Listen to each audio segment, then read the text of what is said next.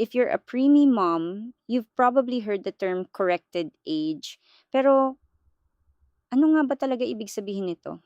Basically, corrected age is your baby's age based on when they were supposed to be born. For example, si baby Andre is now 9 months and 3 weeks old by actual age. Pero he was born at 34 weeks, around 6 weeks early. So when we adjust those 6 weeks, his corrected age is around 8 months and 1 week.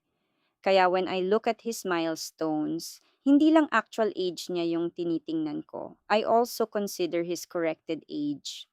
After having three preemies, malaking bagay sa akin na maintindihan ito. Kasi dati kino-compare ko yung milestones nila based lang sa actual age, especially sa babies na born full term. And honestly, understanding corrected age changed the way I look at their progress.